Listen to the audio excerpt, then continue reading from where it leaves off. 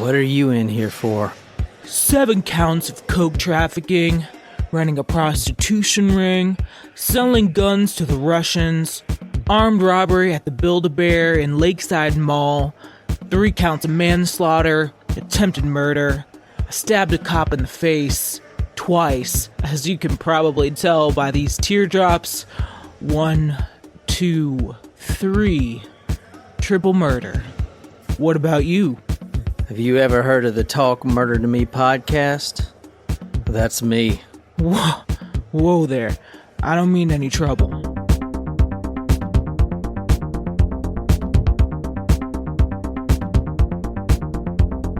So, some of the comments, Stephanie Dewey like on Malcolm in the Middle. Or also the Dewey Decimal System. No, it's spelled differently, isn't it? You were just asking me about that the other day. Dewey Dewey's Island. He's like, how do you think that's from the Dewey Decimal System? Something like that. Yeah. I do like Malcolm in the Middle. I never saw that show. You're not the boss of me now. Wait, no. You're not the boss of me now. Yeah, I love You're not that. the boss of me now, and you're not so big. That was, oh no, I said, They could be why giants. do cops and anyone else in America not call DUIs Deweys? Oh, You did say that. That's Yeah. a good Isn't point. that the best, like, little oh, I got a Dewey the other day. How fucking great is that shit? I mean, not it's pretty the terrible. DUI. That part's not great, but the term. I do have to go to traffic court. How does this week. Dewey feel about this, John? Yo, I just got a Dewey fucking yesterday. Dewey, bro. Well, I mean, he also is like a little bit resentful of Huey and Louie. That's true. That's true. DuckTales. All right. Woo! So, Stephanie Dewey says, OMG, Wilden. Wilden. What the fuck is going on in Russia? This is about the skin suit. I thought it was a good yeah. episode. That was really cool. John, you are so funny. John, I think she wrote it like this. John. We should have D read And then it. she takes a sip of wine. You are so funny. And I love how you keep things so interesting when telling these horrific crimes. Love from Boone, North Carolina. Oh. Wait, we're not related, are we? And if we are, I know we've got some tacos to bring Only the those good over kind there. of incest, right, John? oh shit. Let me see. Oh my gosh. All these other comments are so fucking long. I really don't want to read. Well, you already started, so there's that. I'm just looking for the ones that says John is amazing and shit like that. And Jen, Nicole. Nah. That's all the comments we got on the blog. Oh, fuck you. John is with Dewey. Shit. We're all very worried about Dewey. We have to hustle. I'm trying to hit 300 episodes by December 30th because how shitty would it be if we're at like 297 on December 30th? So we start the new year with 298. That would piss me off. So we're going to have to record a fucking lot of episodes. I'm going to be doing a lot of research. I'm going to be doing a lot of your stories too. So if you want to have a story done, this is the time to do it because I need episode material, and I'm going to go through the backlogs and do people's stories. Try to hit that because I mean that would suck, right? You don't think so? At December 30th, we hit 297. What about December 31st? What do you mean? No, the 30th is a Thursday, and we release on a Thursday. Oh, okay. Yeah, Okay. I was like, well, he does know there's 31 days in December, correct? not this year. Is it a leap year? He looked at me like he was dead ass serious. Honestly, though, like it wouldn't surprise me. Your hair is almost at full oon. Whatever, dude. Growing. I fucking don't care. I'm drunk. So this is the Talk Murder Me podcast. Welcome. I'm sitting here with Jen, Naquiz, and D. This is episode 270. 270. And I put all my sources, photos, videos. There's a lot of good photos on this one. Oh, yeah. This is the New Mexico prison riot. And it is a freaking train wreck, a literal train wreck. It's brutal, isn't it? Yeah, look at the image that you're seeing right there. These are the people standing outside. This is a National Guard, the SWAT team, all of the law enforcement. And what are they doing? They're outside. They're of the outside building. watching this traffic wreck. And you see smoke barreling out of the building, and they're not going in. They're like, fuck they're that. like, fuck it, we're just going to let this one play out. Let it go. Let it go. Let them burn Let it themselves go. out. Yeah, that's it was brutal. So that is what we're talking about tonight. And I'm actually pulling a lot of this from a firsthand account of this guy Really? that wrote a book. Well, so he got with the book is really well written. It's a news reporter that wrote the book, but he sat down with the guy. The guy's an inmate. And I'm about to get to, he was in the Aryan Brotherhood. Oh. And it is written in The bad kind of skinhead. Yeah. it was written in the style that you would expect I'm not even saying it, a Convict? well, yeah, convict. Well, he calls him, himself a con or whatever. You would expect that's how he would talk to someone. It's really well written. And Jen's going to be reading some of it tonight. I guess first we got to do surprise shot. My bad. I'm kind of freaking barreling on here. It's okay. This is to our new Supremos, Alana and Dahlia. And also to D. Surprise shots. Surprise shots. We don't know what they are because they're a surprise. Oh, God, we got to take a shot. Yeah. Are you serious? Sadly, that's why it was a little bit slow. I was trying to delay it a little bit. Cheers. D's actually cheersing us this time instead of just taking the shot. We all had to catch up. Ready? She ain't got shit up in hers. I do. Yes, we do. Uno, dos, tres. No, I don't want to. Was this sweet tea vodka? It was. Yes, thank you. Thank you. I couldn't do anything worse. Woo! We have... Guys, we've been fucking drinking all fucking day. We have. We're fucking plastered. It's a good thing. And I'm staying luckily the this night. is luckily this story is what is a story, D? What would you call this? It is actually noted to be the absolute worst prison riot in United States history. Wow. Ooh, This all is right. a brutal story. So, Dee, how far away from you did Santa this Fe? happen? Yeah. About an hour. Oh, okay. Santa Fe Relatively is close, north yeah. of where I live. I live in Albuquerque, and Santa Fe is a total of 50 minutes away. Oh, that's like Boston to New Bedford. Yeah, close. Beautiful desert. It's a very pretty drive, but you have to be very prepared because everybody's pissed off on I-25 and they're pushing you off the road. Again, So- also sounds like mess. Yeah. right? New Bedford See, to that's Boston. good. Everybody's Angry drivers Angry everywhere. drivers are always good. But We- you know what? They're the best drivers because the people that are ignorant are the ones that suck. And they're just like They're in not their paying own little attention. world. Yeah. Mhm. They're doing 65 miles per hour In the 80. in the left lane. And it's like, get the fuck out the Get out way. of the way. You're going to get run over, bitches. Move, bitch. Get out the way. Get out the way, bitch. Get out the way. So D has been our good supporter, Tacos Primo, for a super long time, since like episode 2 or even 1. I don't know. So we became really good friends with her. Can you just go over yourself real quick for people that for some reason didn't listen to the last one? So I'm from Albuquerque. I was raised in Albuquerque, but I was not born there. But I've lived my entire life in Albuquerque, New Mexico, and I'm very old. I turned 51 on Monday. Happy It's my birthday. Happy birthday. Thank you, everyone. Thank you. And I remember the Santa Fe riots actually being on the news. It was on the news for well over a year for what Whoa. happened. Oh, Yes. wow. This was a very big deal. This was 1980. The last story was 1990. I kind of got this confused, but this is Yeah. 1980. Wow, that's 1980. So so- how old were I was 10. I was 0. You were not born. I was 10 years old when this so I happened. was -6. Yeah. Yep. My parents had not met yet. So did you so you saw this on the TV and everything? Yes, I did. I did. Wow. Yeah, tell us what you know about it. You ain't gonna ruin anything. Tell us everything. you know. I do Um, like My understanding is that How many people died? Let me just help you out. A shit ton. I think it was 32. Oh, shit. Very close. 34. 34. Okay. So Nice. what they did was they actually locked many of the guards away. And then they started the place on fire.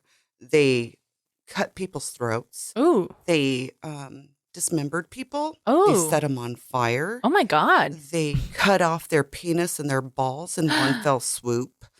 They That's talented. They raped people repeatedly. no. Well, that's They raped prison them. life, as Jen's about This to read. night, though, they did a lot of, they Yeah. put out people who really were not in that area, and they pulled them out. So I'm Of their really interested areas, for and John they to pulled tell them out. this What do story. you mean? Well, don't say it. So if they were in Well, a don't cage, say it. Don't say it. Okay. There's a certain reason that they didn't just walk out the door, because they could have very easily. Like in what's his face? You mean, like, to escape? Robert Garrow's Yeah. Wild Yeah. Mountain Ride, Oh, the yeah. KFC bucket. This prison riot went over 2 days. It started Friday, February 1st, 1980, in the wee hours in the morning, and they got access to the control room, which controlled all the doors, all the locks of the prison.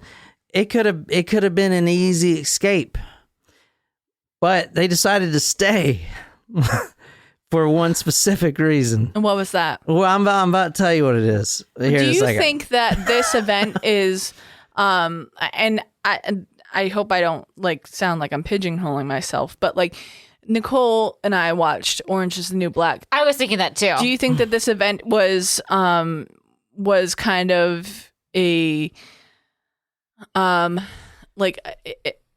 added to that season where they had the riot, like inspiration for the riot season? Well, there were other prison riots too, like Attica is another big one, but this one's I don't know. I mean, where's Orange is the New Black? Is that New York. It's Yeah. take place in New York. in women's prison. you know in somewhere in and we got a lot of family and friends in New York, but there's we watched that one show. There's a prison that is like in a skyscraper, and it is New York, right? Mm-hmm. And so the inmates are living on separate floors. Mhm, and they send the notes to the toilets. Yeah, Yes. they send their I think they call them kites. Kite, yeah. That was from a 50 Cent song. I got a kite in the pen when Pac got shot or whatever. I don't know, 50 Cent, Oh. yo, mad love. Anyway, if you're listening. fucking love that guy. Anyway, yeah, so they would send the kites. I guess I probably sound like an idiot, but they would send that through the toilet. Because of the tail, right? It's like got a Yeah, long well, tail but of- the plumbing obviously goes down and then it comes back up. You know, they can just kind of manipulate it. But they were like talking to each other through the toilets. They were like getting making. yeah, you could like hear one. I think you could like yell down through the toilet too. They were making dates to the toilet. It was gross. Where- Anyway, where is that's in that? New York. I'm sure they're like, oh, I'm sure they had some skin. Yeah, they were problems. like talking about how they get acne and stuff. Yeah, I'm like, 'cause well, they you're were putting your fucking facing bacteria. face in yeah. duty. Yeah, Yeah, no, that that's would gross. that'd be no for pink me. eye's a dog. problem. Yeah. So I'll put all these photos on talkmurder.com. Very interesting story. This is Friday, February 9th, 1980. 34 inmates dead. 34. It's a lot. And that's just the inmates. All the guards actually were mostly okay. They were interesting. extremely beaten to near death, but the inmates were the main victims. I'm surprised at that. Yeah. Why? You would think that if it was a prison riot, it is a revolt against the people keeping them there. Okay, then Right? why? And between 1975 and 1980, when they got the new warden, and this will tell you how much they thought of the warden. One of their demands was to replace him. The new warden? Yeah, that's how they would. So the prison guards, the reason they are not all dead is because they're hostages, right? Right. They took over the prison and they have hostages. So it's like if you go rob a bank and have hostages, but this is like inmates taking the guards hostage. Yeah. And then they would make these demands, and one of them was to fire the warden. So between those 5 years, things got really bad. really bad. And there were some fucking ridiculous decisions that are comical that they made that we're about to go through. But You mean the prisoners in the... no, the prison. Okay. The prison staff and the state of And New the Mexico, warden. Okay. stuff like that. Well, and everywhere in U.S. I mean, this is overpopulation and stuff. But yeah, the warden is super corrupt. The guards were terrorizing the inmates. They would do like petty stuff too. Like they would take, you would get a postcard from your baby mama or whatever, and they would read it and not give it to you, and then like ask you about it, type of shit. They would, and this is the non-abusive stuff, but like your wife would drive 3 hours to come visit you for your 1 hour visit, and they would keep you kind of away for half of it so you can't see her. It's just fucked up stuff like that. They would beat these inmates. And before we get started, okay, just listen to this stat. This is fucking crazy. Friday, February the 1st, 1980. 1,157 inmates. How many guards do you think there was? 50. 12. 12. And we're talking about... Can you imagine even as That's an 10%. educator freaking No, that's 1%. taking 100 kids in a room and controlling 100 kids, not to... I mean, these guards... That's my HR department ratio to my company. These guards, not good. These are some of the most violent human beings in the United States that are sent here. And you have one guard trying to single-handedly keep 100 or more than 100 calm just by himself. At one time. At one time. Not gonna work. I mean, I guess if you had to do the math, it's similar to the school because there's like 2,400 kids and there's 9 counselors. Yeah, but they're not all trying to shank you and shit. All right, guys, let's get started. I'm just going to go ahead and go this again. My name is John. I'm sitting here with Jen, Nicole, and Dee, our special guest. She is a Taco Supremo, been a supporter for a long time. She is from New Mexico. She's visiting us. Tonight, we were talking about the New Mexico prison riot that killed 34 individuals. I'll put all the photos on talkmurder.com along with my sources. We're basically going through one main source tonight, and that's this book right here. This is called The Hate Factory. Wow. The revised edition. Oh, but I have the actual original edition, so I'm pretty sure it's even worse. Interesting. I mean, that's a pretty interesting visual on the Yeah. cover. Yeah, there. The visual itself is saying a lot. Yeah. It actually took me a while to find it. I don't think they print this book anymore, but I found it, and let me read what the what do you call it? The blurb. What do you call Yeah, it? like the Summary? Yeah. The summary, and I'm just going to read it to verbatim. The terror lasted for 36 hours. When it was over, 33 inmates were dead, all at the hands of their fellow convicts. It was an outbreak of inmate violence unequaled in the annals, right? Yes. That is I correct. knew you'd laugh.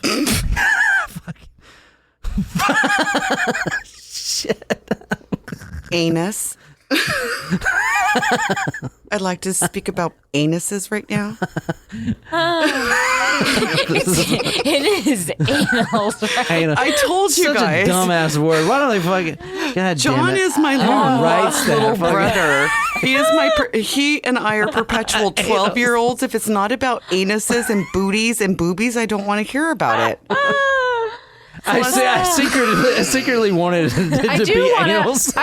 to say, Dee, that I greatly appreciate all the memes that you post. They literally make my day. I have a very demented sense of humor, and I think I'm grateful that Jen can find humor in it because it can be very I may not react to all of them, but I definitely in person react to all of them. funny. It happened at the penitentiary of New Mexico. Time magazine called it the nation's most notorious prison.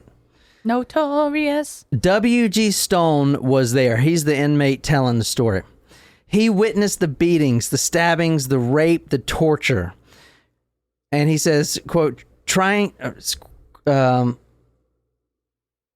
or for instance, this is one of them, quote, tying the rope under his arms and around his chest, they strung him up on the basketball hoop for all to see. Oh my gosh. There he would hang for the rest of the riot during those hours of madness that were to follow. This is just a quote, a blurb from the book, right?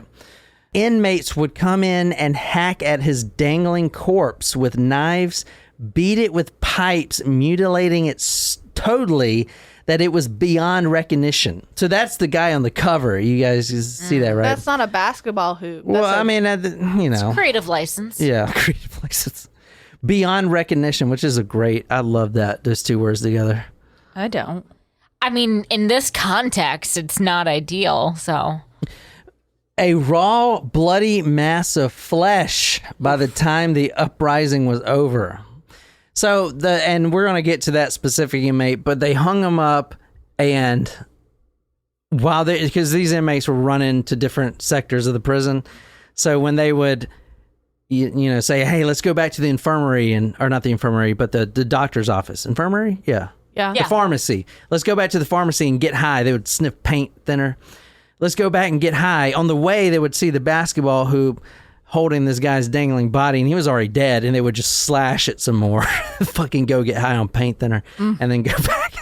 Welcome to New Mexico. Yeah, what the fuck is going on in New Mexico, dude? I told you it's a very rough state. Yeah. No fucking shit. So and this is a prime example, actually. This guy that we're talking about, W.G. Stone, 22 years old at the time, and I doubted that's his real name. I really doubt it, because... And now I'm imagining he's out of prison, even though he was in prison for a 10 to 50 year armed robbery conviction in 1962. So he was there. He had been there 8 years when this happened. 8 years? 12. No, 12 years. No, 18, more than that. 18. Holy shit, we're bad at math. Yes. He has But we been, got there eventually. But so I don't know if I guess he got out. I don't know. That may not even be his real name. But from the book, he talks about how he joined the Aryan Brotherhood and all this stuff. And we're going to get to that. So, you guys ready for this? Oh, we're ready. I think so. As ready as we'll ever be. And Jen's been drinking all day, so. And no one else. Nobody but Jen. They Check made it one, too. look like they were drinking. So, and you guys know, if you're long-term listeners, usually Nicole reads a lot, but she's been reading a lot. She's got her own podcasting, and her voice is kind of raspy. So I'm going to let Jen read some tonight. I get the special edition episodes. Yes, you do. And this is a fucked up episode to read for Jen. This is the guy. Up. This is going to start the night for us. This is the guy. This is just a blurb up. I found a lot of blurbs in this book that I just love, so this is one of them. If John were to ever teach a college class for credit, it would literally be called How to Make Jen Collins Uncomfortable 101. No, as I said, Nicole usually reads, but her voice, I could tell. It's like, it's fucking raspy. It's that raspy. that dignidad. Yes. So am I reading the orange or the white or all of it? Just read it all. Alrighty. Well, I mean, No, I'll read Do you want this beer, Jen? I may. I'll read. No, Nicole can read the white. I think her voice Okay. is coming back. But Just you read the orange. Am I have to doing have the New a Mexican character accent. or no a Mexican accent? You have to have a New How about Mexican this? accent. How about this? So the first line is another inmate, a random inmate that's trying to come get a booty call, and then Jen, you read the second. No, actually, the I'll just fucking read it all. How's that? yeah, you just fucking read it all. Go ahead. We love you, Jen. But read it like you've been incarcerated for at least 8 years. Yes. put some Like feeling you got some into stab it. wounds and some Okay. and some phlegm in it. Got it. yeah, and kind of walk Hey. funny like.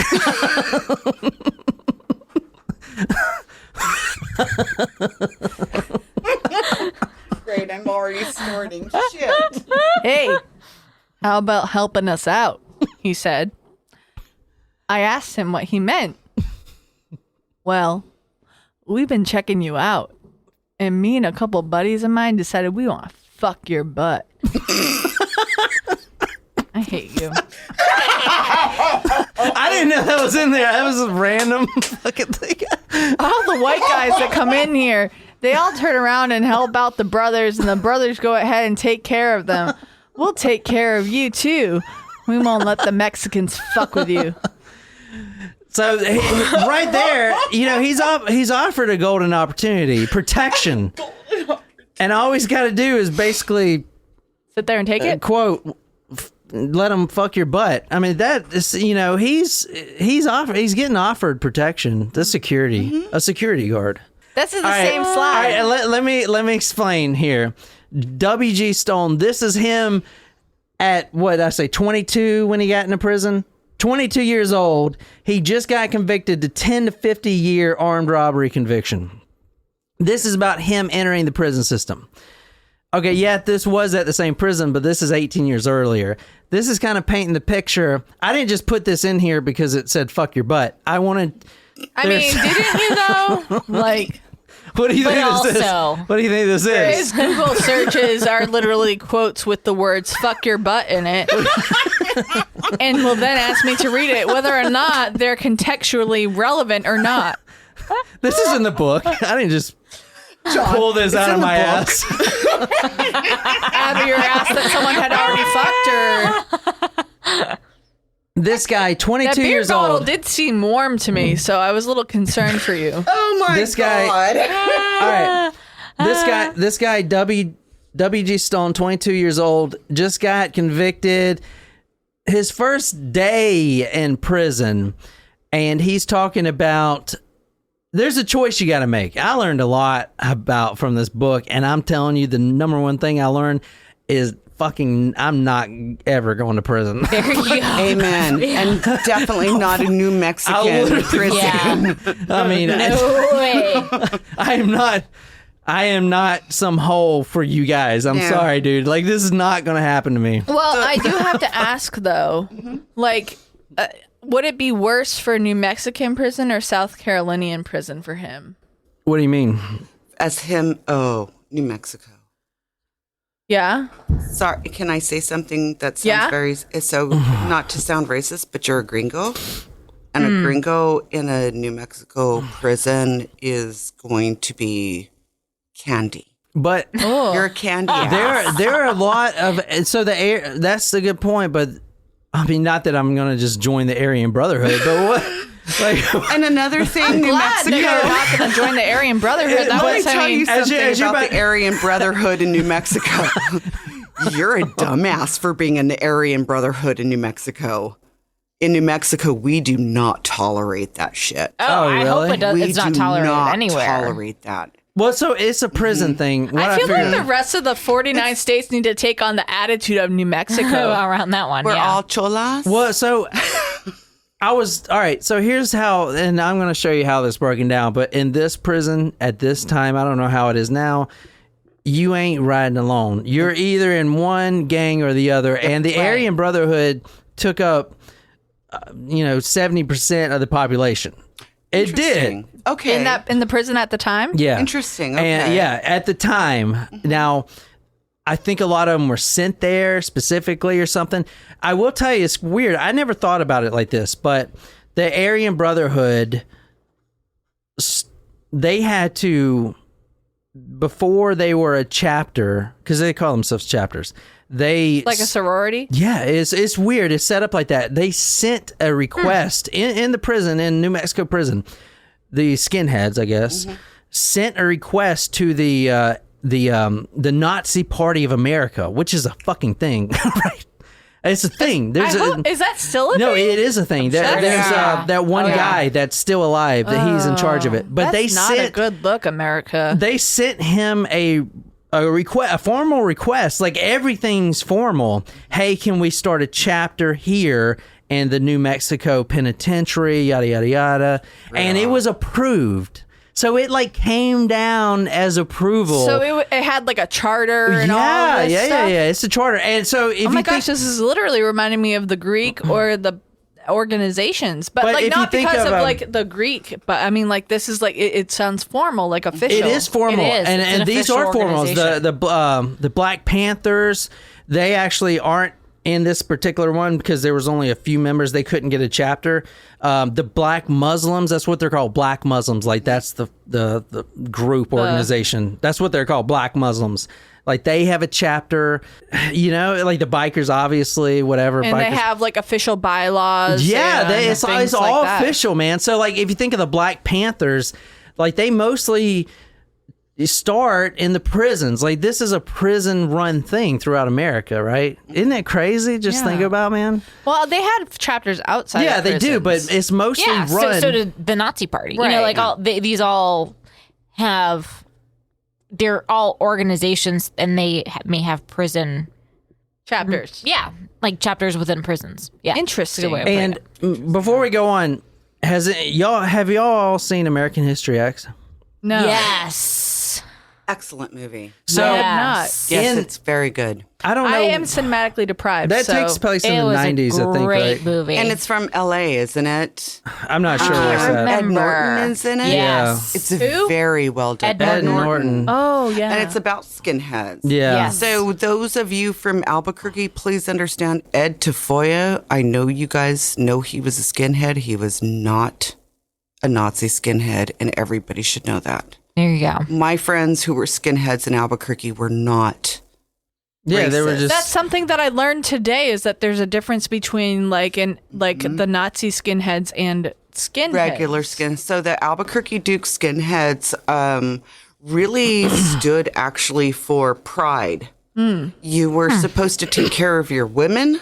You took care of yourself. Everybody around you surrounded you with love. So my interpretation of skinheads from Albuquerque is very It has a different. positive. It's a positive thing. The skinheads in Albuquerque, they're my brothers. They're my sisters. They're good people. They would never hurt you, and they will back you up, and they will stand behind you. That's fascinating. It's very That's cool. So how it's so different. Amen. And it's Ed, I interesting love you, because and when miss you you, sweetheart. when you think about skinhead, it coming from the someone's perspective who is not like literally who just learned about this today, it's kind of like a derogatory term. It is. It It mean- is. it, Yeah, like, some people embrace it though. You know, I was going to ask about the punk scene. Did y'all have a big punk scene? Because We I know did. punk Yes, we started did. like in California, and the skinheads were huge. Exactly. In the So punk scene. Our punk scene really started in the 80s. The Yeah, yeah. very early 80s. So when we were listening to, name a good band from punk. Just The Cure. no, Cure that's is more. no, dude. That's We're the- talking about NoFX, the Dead Kennedys, Dead Kennedys, stuff like exactly. this. Misfits. Yeah, the Misfits. The Misfits and Skinheads, and because that would be the early 80s. From the 1980 to pretty much 2000, we had a skinhead, the Albuquerque Duke skinheads. Yeah. And they were not bad people. What they did is they took, if a woman was being hurt, the man who was hurting her was dead. They were Not that they killed them, Yeah, but but- they made sure you don't ever touch were them. these white They people? were, well, so my best friend Ed is Tewa Indian. So we Yeah. had Indians, we had Mexicans, we had So white It was people. inclusive. it was not. It had Yeah. nothing to do in You this wouldn't- particular thing with white power or white Exactly, supremacy. no. Yeah. It was nothing at all about Nazi skinheads. The skinhead movement in Albuquerque was really about a brotherhood of Albuquerque. We all stand behind you. We're all going to, you don't fuck with us, we don't fuck with you. But if you do fuck with us, you made a big mistake. Can I ask a question? This is gonna sound probably ignorant or dumb, but like when you say the Albuquerque skinheads, did they shave their heads as well? Yes, they did. Okay. Yeah. So are you surprised that there's so many white Aryan? I mean, this guy I believe was from Tennessee. They sent all the bad, not bad. I mean, obviously most of the inmates are bad, but they sent the most violent. The worst of the worst were where this riot came from. Yeah. Absolutely. So and it's outside of Santa Fe. It was Yeah. outside of Santa Fe. So Santa Fe's And they did have you used the word earlier, Chicano. Chicano. Yeah. There's a big population. Chicos and stuff like that. So that would be more of the Hispanic area of Chico, or whereas the skinheads in Albuquerque took on the Indians, the Native Americans, it took on the Hispanics, it took on white people. There was not a matter of racism. It was a matter of what you feel in your heart. Does that make sense? Like, it's a brotherhood. Right. You know, I've never felt safer in my life as a child growing up in Albuquerque than I was when I was with my skinhead friends. Interesting. They were good people. Interesting. I heard, I don't know where I heard this, but bald-headed people are the most trustworthy people. They'll stick up for you. Would you trust a bald person? Yeah. Apparently, they're the most trustworthy people. Did you get this from my episode of my podcast? I have 2 bald men in my chest Did I? now down there. Did There's you like say 2 bald that? men. Yes, you did. Okay, so I got this information. I think you got this from my podcast. I got this information from Nicole's podcast. Yeah. No, from my Every Day's a Holiday. Yeah, Every Day's a podcast. Holiday. Yeah, it was National Be Bald and Be Free. and Be Proud or something. Be Bald and Be Nothing Free wrong Day. with that. Yeah. And it had like some women are more attracted to bald men, but it like in a study. I don't know if I actually put this in the podcast, but you may have seen my screen. No, you did because I can't that's remember, where but it had something to do with like bald men are the most like if you're looking at a whole bunch of pictures, people assume that bald men are more trustworthy, smarter, and things like that. Yeah, crazy. I was like, what the fuck? Maybe I should shave my head. I'm trying to think of the bald people that I know, and I was in the military with this guy that was completely bald, and he had this disorder, which I think is amazing in the freaking military, but he didn't grow hair anywhere. Alopecia? No freaking eyelids, no hair, no drapes or carpet, no butt hair. Well, a little bit of I stubble. want to know exactly, John, how did you know he did not have butt hair? Yeah. I mean, I think we know the answer to that. Formal inspection. Formal inspections is very important when you're looking at somebody's butt hairs, too. So I backed you up, John. Thank you for your service. You always got to check your surroundings for your IEDs in the butt. Yeah. You never know what's up there. I.e. butt Ds. I actually have a few people in my ass right now. So are they like trapped in the plastic bags with the oxygen trying to mostly dingleberries? Yes, they're mostly little gerbils that I put in plastic bags up my anus. That's a thing. It is. I know. We were chatting about that last night. I missed this conversation. I wish you were there for it. You missed our gerbil up the anus earlier. I'm so sorry. We'll go back to it later today. Yeah, John's twitching. Jen would love it. John, he's personally got a gerbil up his ass right now, everybody. Oh, look, it came out his mouth. Oh my God, like that episode of Family Guy. Yeah, with Quagmire. All right, fuck it, we got to do this. Yes. So this guy is 22 years old. He's talking about the first time he was approached with a what seems like a great opportunity. Hey, me and a couple buddies, we just want to play around in your butt and we'll provide you protection. You be your little boy. Mm-hmm. I mean, I'm just saying. But he says that he talked to another guy and the guy's like, well, what are you going to do about it? Basically, so he was approached, and these 2 inmates were African American. They approached him. There were 2 of them, huge, and this guy is from Tennessee, and 180 pounds or whatever, like nothing. So what he did is he got a pipe, and he agreed. He's like, okay, I'll let you play around in my boots. And when they went to the day room to get the Kool-Aid, to get the cornbread, he takes the pipe, and I'll read this because it doesn't have anything with buttholes or penises. Right, got it. Quote, I got up and he started walking in front of me. I thought to myself, I got something for you too, sucker. He didn't quite get to turn around before I slammed the pipe against the side of his head. What's happening? Where's our brother Jones? He asked, apparently not seeing the pipe in my hand. Brother Jones isn't coming tonight. No, Cornyn tonight, Jen. Read it right. Brother Jones isn't corning tonight. It's cornholing. Sorry, the letters are all mixing together. I need TP for my bungholio. Like Eminem. Yeah. Just as All right. brother. Wait, you All right, see? go ahead. Brother Jones isn't corning tonight. You got to read it like Brother Jones isn't corning tonight, I answered. pretty ballsy. Yeah. Yeah. I mean, Maybe do you think he's like fabricating this a little bit? Make him sound cooler? so you don't think he's a power man like Pee Wee Gaskins? Power man, that's right. Pee Wee Gaskins.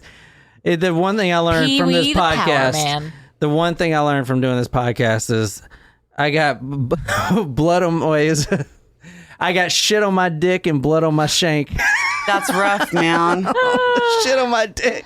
Nothing's worse than having shit on your dick. If you, so for all you, so there are high schoolers listening to us. This episode brought to you by Anal Douching. PBS. There are high schoolers listening to us. A lot of you high schoolers are going to get out and get in some trouble.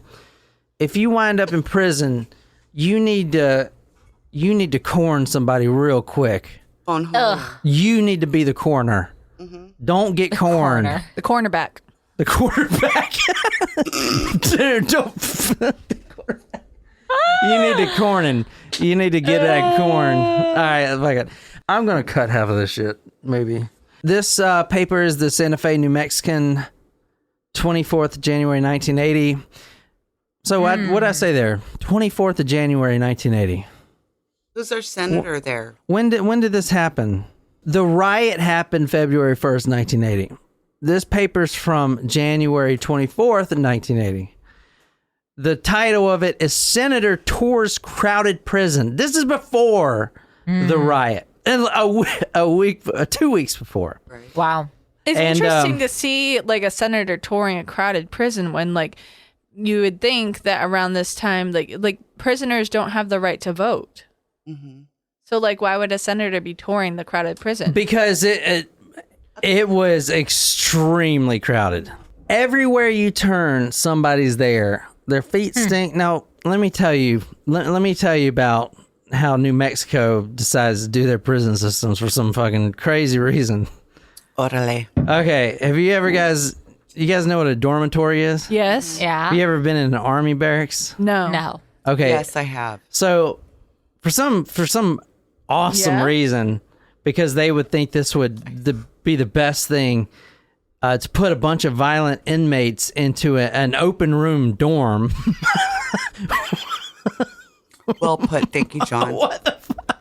I absolutely love the way John is able to express what's going on in fucking New Mexico in 1980 during this time. It was fucked up, New What the Mexico. fuck are you guys doing? That is not a good idea. take it That's out. not brave. Okay, all right, let me break this down. It was fucked up. Let me break this down.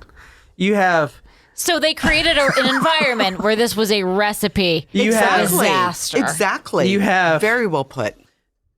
you have the Aryan Brotherhood. Okay, which there's some specific person that or type of people that they hate. I can't remember. Oh, that's right. They don't like African Americans or black people. Yeah, they don't like anybody, honestly. You have- Anyone that's not white. You have the and- black Muslims. You have bikers. And let's just throw them all in this big ass open room and don't Exactly. provide them enough beds and overfill it where there's only supposed to be 60, but I think we can fit about 120 in there. There weren't enough beds? Oh damn. They were literally stacked on top of each other. This is New gosh. Mexico.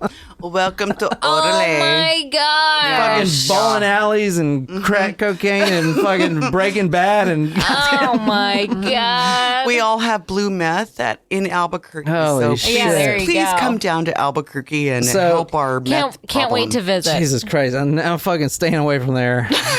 Fuck, Sorry, dude. dude. I'd rather spend time in Juarez than fucking New Mexico. Dude, you're probably safer in Juarez than you are in Albuquerque.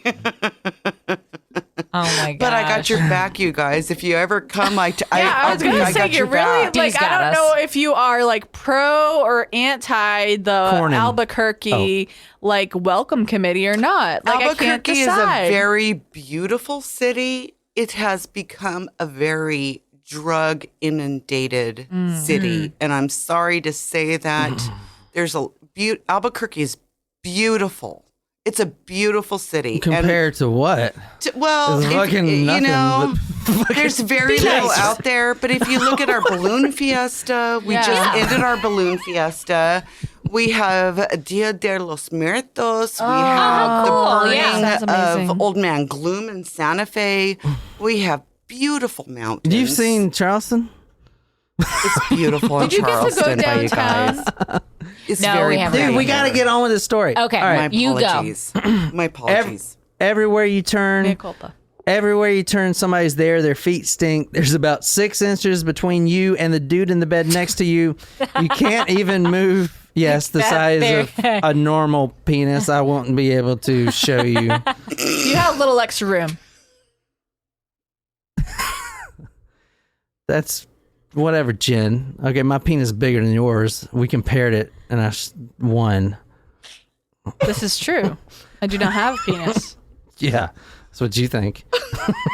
I'd like to think that I know that I don't have a penis. But anyway, Yeah, I agree to disagree.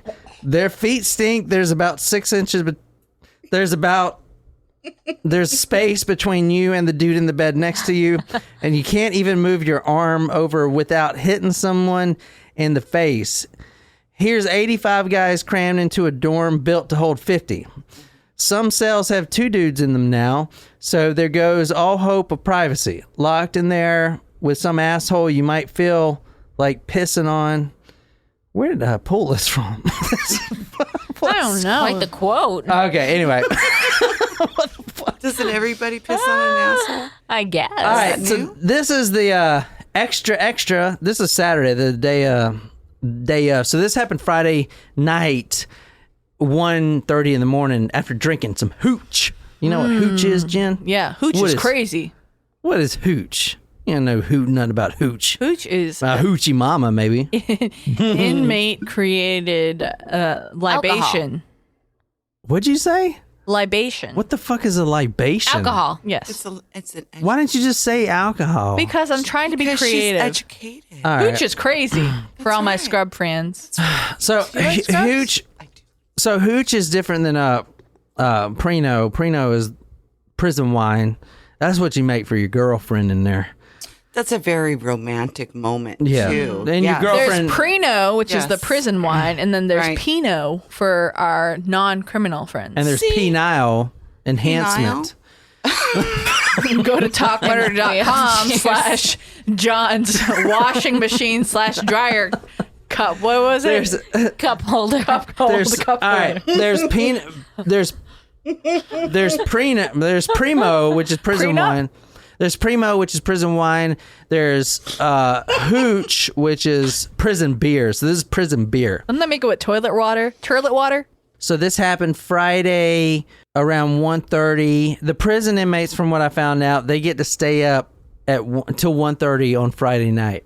Then a guard comes in, and we're talking about a dormitory here. So in a normal prison, that's, you know, not the lowest educated state in America. You walk down. second. You walk down the hall with a flashlight, and you look in the bars. But apparently in New Mexico, they don't have the bars, so you just walk into a big dorm room, like an army barracks, and you try not to step on anyone's face, and you try to count the bodies Ooh. that are supposed to be sleeping.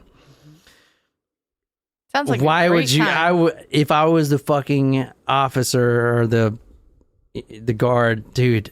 They're all in there. I promise. Like, I would not fucking go in there. You fucking serious? Yeah. You kidding me? I mean, what the fuck? Anyway, so a little bit about the case, and then we're gonna dive pretty deep in it. 240 police to 340, or 240 to 300 police. This includes the special SWAT teams, all counties, police from everywhere. And I got this epic picture of all of them motherfuckers standing outside doing nothing because they didn't do shit because they're not going up in there. Dude, you could bring 10,000 people and they wouldn't go in there. They would not go. They're just like, let it play the fuck out. Yep. Let them burn it down. But I don't think they knew how savage the prisoners would get. Yes. National Guard was there. They surrounded the whole prison. 12 guards out of 1,200 inmates. 12. That is not good. They're held hostage, and let's just say this. All right, the governor at the time, Bruce King, was there helping with the negotiation, and the prisoners, which I'll put a video of the negotiation. They're wearing the bandanas. No one was convicted for any of this, by the way. You're right. Not a single person. He's right. Wow. But it's not that they didn't know who did it. They probably didn't want to fucking go down that route at this point. But anyway, one of the bandits says, if you don't do what we say, quote, now this is telling you the hostage situation, quote, 12 heads would roll, end quote. Ooh. Which means we're going to kill all these fucking guards. Every fucking guard we're going to kill. Most of them, I mean, let's be honest, 80% were violently sodomized, violently beat. Holy shit, man. And there was one quote that's in there that you'll read is like, I get paid $868 a month for this shit. Fuck that. Yeah, no shit. Forget violently sodomized. My understanding is that when they were sodomizing, when this happened, when they were doing this to the guards, it was a very, it was promoted. They were being cheered on to do this. Oof. Is my understanding. I could be wrong, but my understanding is the rest of the prisoners in Santa Fe, in this jail at the time, were goading him. Yeah. I could see that in like that riot mentality. Yeah. Well, so, and I'll get to this in a little bit, but there was a dormitory. The dormitory is E2. That is the dormitory. So when we say E2, that is minimum security. So when I say dormitory, most prisons don't have that, but New Mexico, they have a special dormitory in the prison for he was selling weed or whatever, not child rapists or women murderers or murderers in general. These are all just blue collar financial bullshit. These are just prisoners that are not violent. They're in there for whatever. Let's put them all in a dorm. That's okay. All right. Before this happened, as you saw that article of the freaking senator walking through, and you know what a senator is going to do. This is a problem. I'm trying to get reelected. We got to get this thing figured out. So here's what we're going to do. We're going to fix all this. We're going to start with Cellblock 5. Cellblock 5 needs to be repaired. Now, Cellblock 5 is the most violent inmates. A lot of the Aryan Brotherhood. A lot of the killers. You got to be a straight killer to be in there. And it's all barred up, so they all got their own room. Mm-hmm. And the only barracks here is E2. So, all right, we got to fix Cell Block 5 first, and then we'll move our way down. So we'll start with the violent inmates. All right, well, we'll bring in a crew. Let's bring in a maintenance crew. We got to replace the bars. We got to, replace shatterproof glass, all this stuff.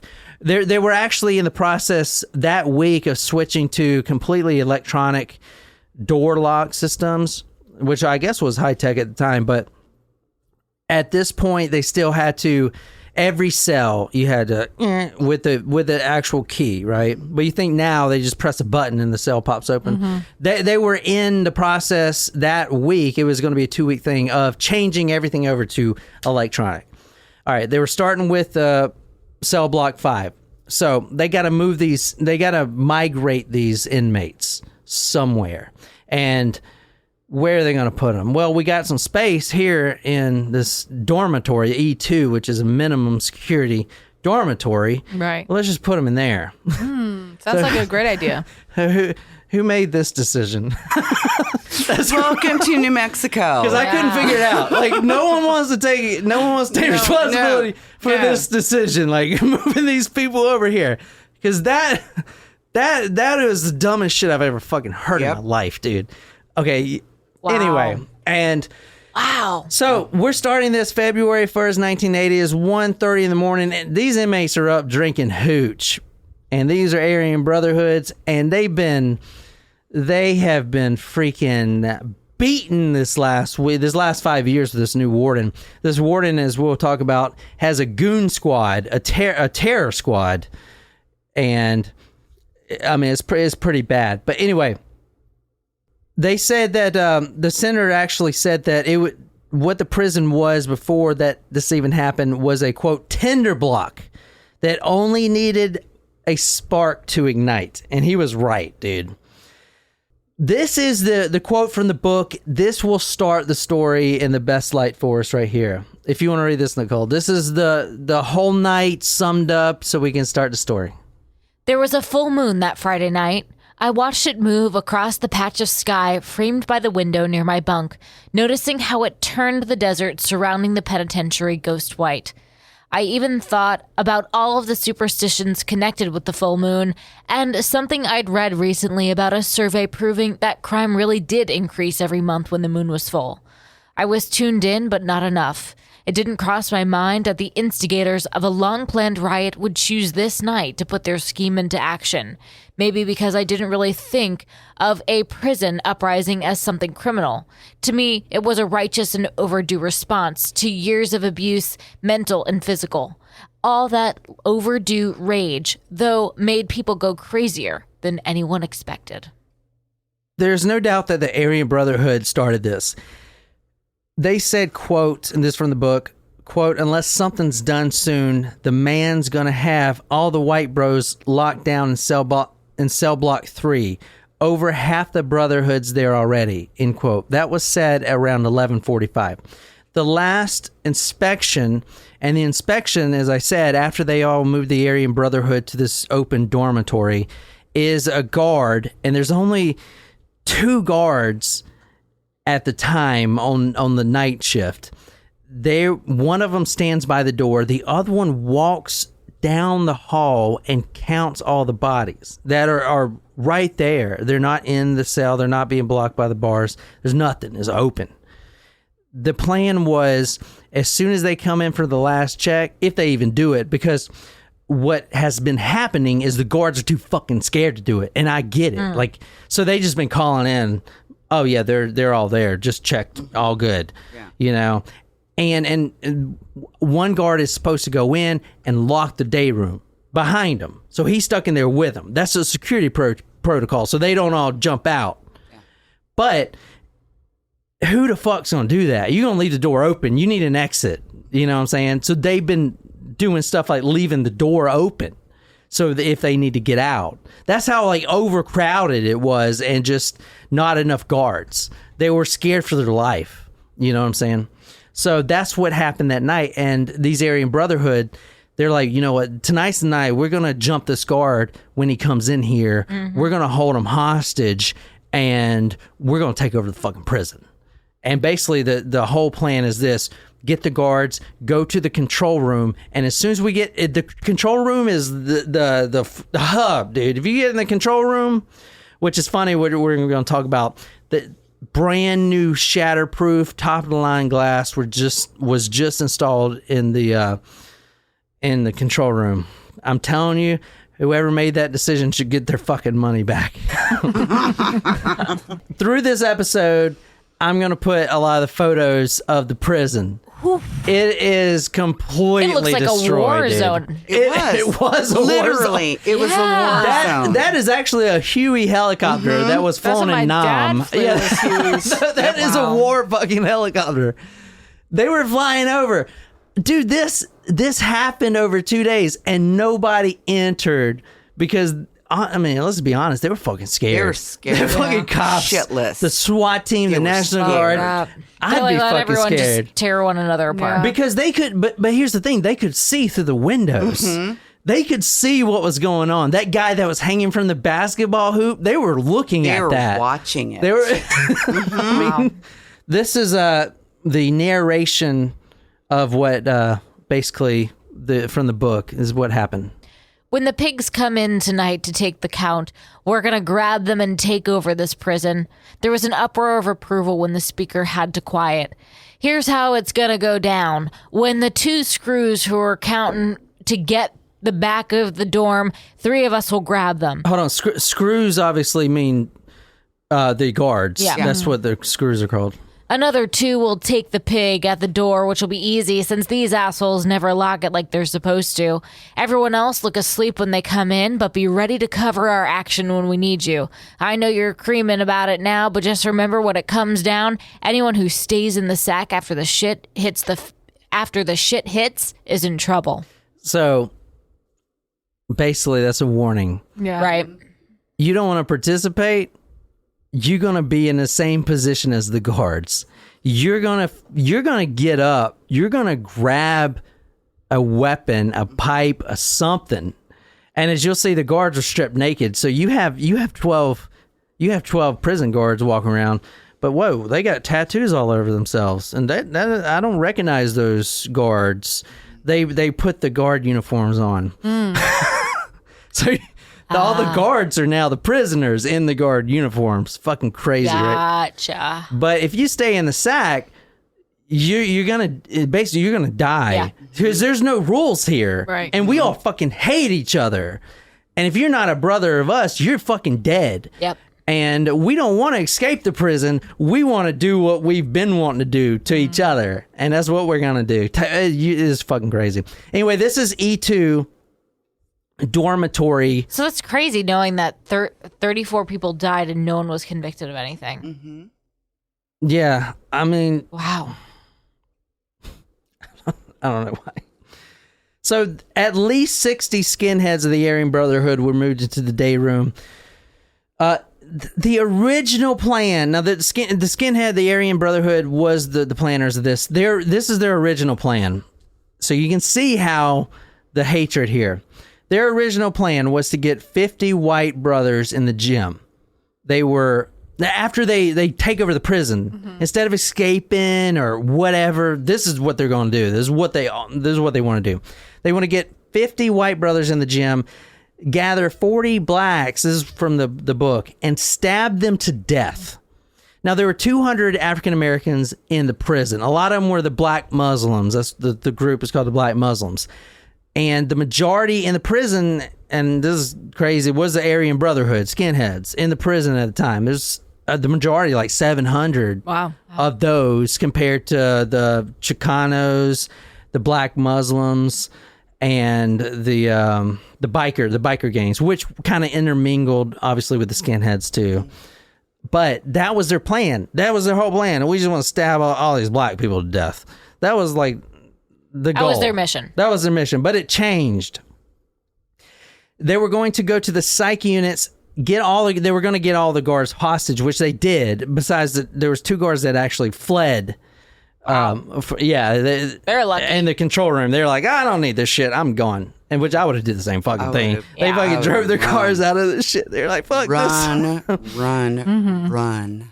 Yeah. So the next mission was to go to the pharmacy and literally do all the drugs they could find. Do all the drugs. They were going to do every fucking drug, and they did most of them. Yeah, they did. Yeah. I remember this part very clearly. Oh my God. So they would walk back and forth. They would get high and then come and fucking do some brutal shit, which we're going to talk about. So the 3 guys that were on guard, and it's usually 2, but this night it was 3. It was a Lieutenant Anaya. He was one of the ones checking the beds. He was walking. And you're stepping over people, trying not to step on anyone, and most importantly, trying not to wake anyone up.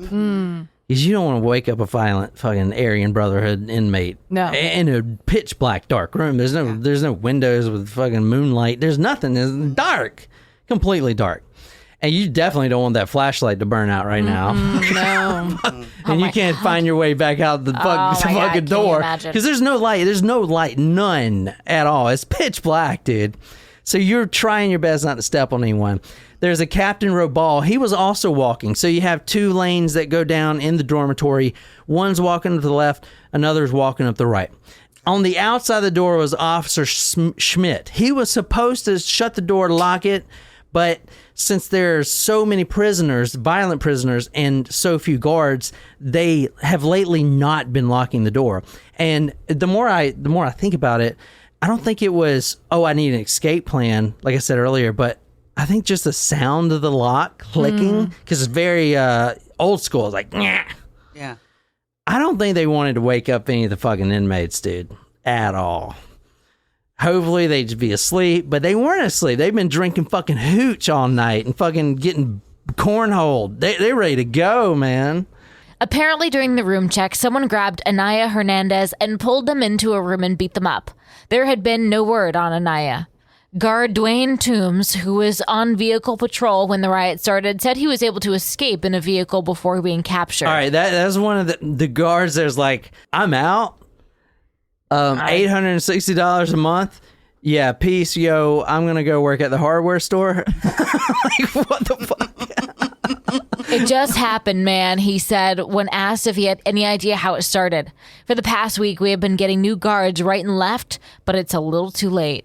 He shrugged his shoulders and said, and they only give us $843 a month for this. A lot of the guards that they were hiring were 18, 20 years old, and they were giving them these, the power over all these violent lifers that have spent the last 30 years behind bars. And you're some 18-year-old and you're going to talk down to me and treat me like a dog. And there's actually a little clip I'm going to show you where they were kicking them down the stairs. You going to do that? All right. You just wait, motherfucker. That was Lesson learned, bro. Yeah, no shit. Right? Here's one of the photos from the prison. Wow. That is torn the fuck up, bro. So what they would do is they would make these bombs, and the prisoners are super smart when it comes. They're like MacGyvers, right? So they would make these like little bombs out of mattresses and like incendiary devices and smoke out other inmates, and it's How do you make a bomb out of a mattress? well, you got to be you got to be in prison for a few years, Jen. Right? How did she not know that? I mean, like, I don't know. Maybe That's with the coils? I don't know. It's a good thing that I nap on my couch and not Yeah. on my mattress. This is just a preview of some of the shit you're gonna see. Is This that is just blood some of on the the wall? blood Oh, on the no. wall. You know what that is right there? You know why that looks like that? Now, how do you think that blood stain got there? Head. That's a head. That is somebody's head Bashed it. beat against the wall. I know that very well. Bodies. The bodies hit the floor. All right, let's see. This is from the book. This is about the guards. The guards were the first to get it. Those 3 is particularly. Blindfold him too, someone yelled, fastening a canteen-issued bandana tightly around one of those hostages' eyes. Let's keep these sorry motherfuckers shifted in their pants. They won't be able to see nothing. They won't be able to protect themselves. It'll be like sifting in a goddamn hole. Hey, pigface, just like all those times you wrote up tickets on me and sent me into that black piss hole in the basement. Well, it's your turn now, cocksucker. Wow. So even this inmate, the way he's writing this is like, you got what you fucking got. Naked, the guards, these 3 guards got it first. All of them butt naked. Not only naked, now the prisoners are wearing their uniform. Gagged in the fetal position. All 3 of them were brutally beaten and raped, almost to death. And one of them specifically will be dragged through the entire prison as one of the main mission is going to be taking place. He comes with him the whole time, He doesn't know it because he's fucking unconscious. Wow. But he comes with him the whole time.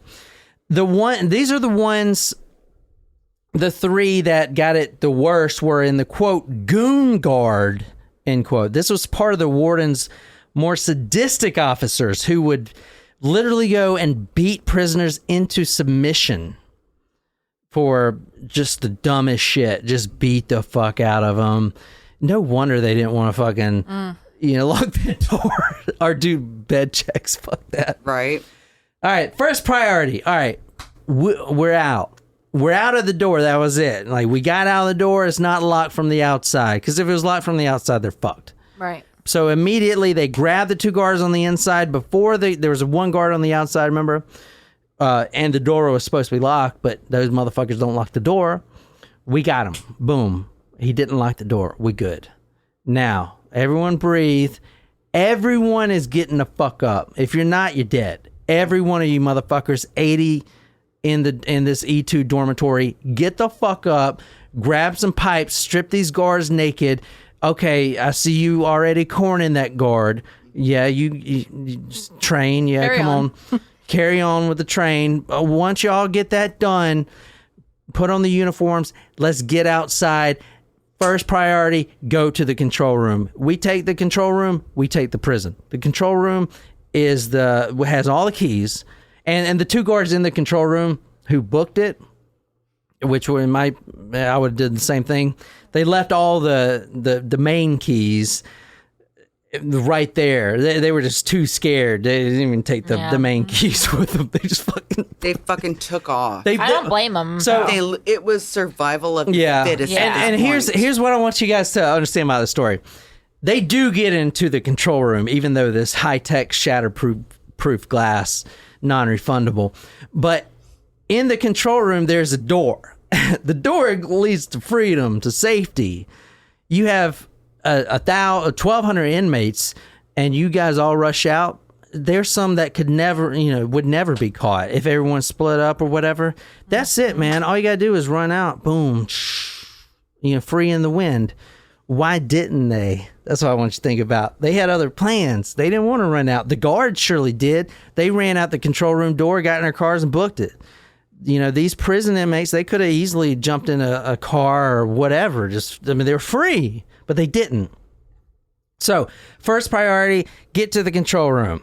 Second, second priority, this is from the book of the Aryan Brotherhood. Get to the kitchen to get meat cleavers and knives. This is their planning. This is how they plan shit. All right, first, control room. Second, meat cleavers and knives. Third, grab as much paint thinner as you can and we'll get super fucking high. Like, this is in the book. This is what they're fucking planning out. And Very the third priority and the most important is to go to Cellblock 4. What's in Cellblock 4? You tell me. I don't know. What do you think is in Cellblock 4? I don't know. All the people they wanted to kill. Or rape. Right? Here's another. Look at all that fucking blood. Ooh. This is a Cellblock 4 image. Who do you think is in Cellblock 4? Oh, the black Muslims? No, it wasn't. It was black and white in there. Here's another image. Look at this image. Look at that. Wow. It is completely fucking trash, dude. That is beds, mattresses, lockers, whatever, just completely trashed. It's chaos. What you're looking at is literal chaos. Yeah. Mm-hmm. So is this... wow. It's like the hallway, I guess. Mm-hmm. Yeah. Oh, yeah. Because I was going to ask if this is one of the open ones, but you can see the cells, the doors. Yeah, to the you can cells. see their numbers. A lot of the inmates were outside. If you see videos, you'll see a lot of the inmates trying to escape because, as I said, they'd made these bombs and incendiary devices out of mattresses. So they were basically smoking themselves dead in there, So a lot of them were trying to escape. Yeah. And just not escape like, I want to run away. Just like, please get me out of this fucking prison. I don't. This is about the guards. If you want to read this. The guards get worse every shit-eaten day. There's a slew of these new ones, and they're the worst motherfuckers I've ever seen. All in their early 20s. One's only 18, and none of them have any training except in how to carry a chip on their shoulder and a bad attitude. So the first, they're going. This is a little bit more about the guards. If you. Using their cocks like weapons, they paid back the man with the worst humiliation they knew. They did it in trains, 4 or 5 inmates lining up in front of each other of 3, coming quickly as if their semen were bullets. They worked up such a frenzy that eventually their cocks wouldn't do. They had to take a 2-foot billy club, grease it down only because they tried it dry and couldn't get it in, and shove it as high as they could up one guard's anus. The one guard, they all had billy clubs shoved way up there. The one guard, so picture that this. I'm going to show you. There's 12 people in general called the Execution Squad. They gave themselves that moniker, and they actually drag one guard with them the entire time. He's unconscious. He's been raped, had a train done on him, and he's got a 2-foot billy club shoved up his anus, and he is being drugged through the entire prison. With it still in his butt? Yes. Yep. Holy shit. Oh my God. This is fucking terrible. It just gets worse. Wait, hold on. Welcome to New Mexico. Wow. Yeah, no shit. Y'all got a real fucking problem up there, man. I remember the first guy that died was a guy who normally cleaned up the hall. Was a snitch informant. Had somebody took a pipe, hit him in the head. A piece of his skull flew up against the wall. Body started quivering as he lay on the ground. I mean, it was like the first death, and you just start realizing, you know, this is a lot of potential to be violent. Just a lot of potential. And things just started escalating from there. Jesus Christ.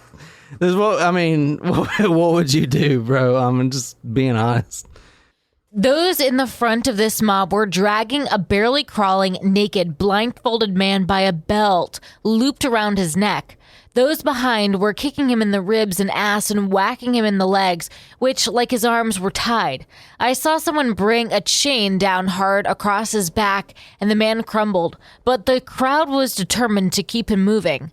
"Unlock the gate, or we'll beat the shit out of your friend here," the rioter holding the belt demanded of the guard inside the booth, who couldn't be seen through the mirrored window.